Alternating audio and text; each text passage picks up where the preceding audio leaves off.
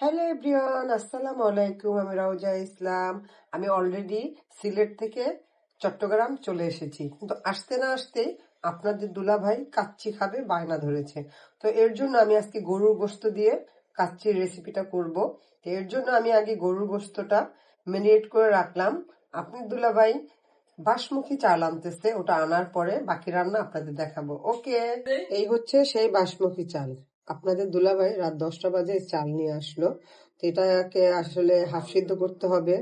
সব ময় মশলা এখানে দেওয়া আছে, গরম পানি করে তারপর এটা দিতে হবে।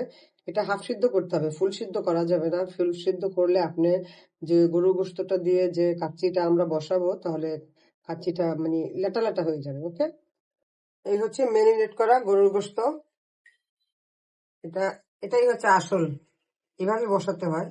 আসলে এটা মেরিনেট করে যদি যত সময় রাখবেন, 6 ঘন্টা রাখলে সবচেয়ে বেশি ভালো হয়, ফ্লেভারটাও খুব সুন্দর আসে। এর নামই হচ্ছে কাচ্চি।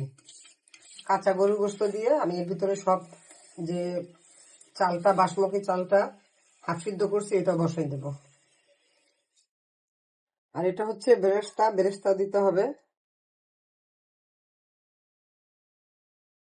তারপর আমি এর ভিতরে এখন এই চালটা দিয়ে দেব।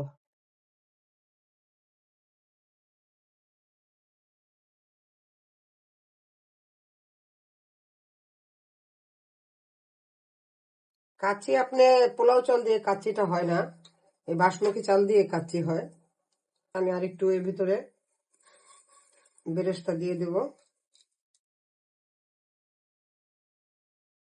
কাচ্চি খাবো, আলু দেব না তা তো হবে না।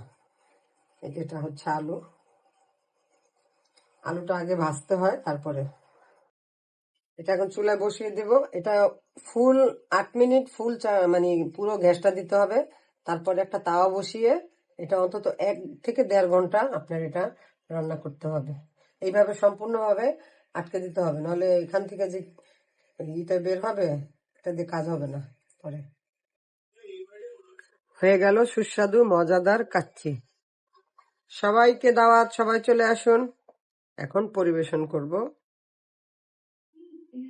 রিজিকের মালিক আল্লাহ, বিসমিল্লাহ বলে শুরু করো।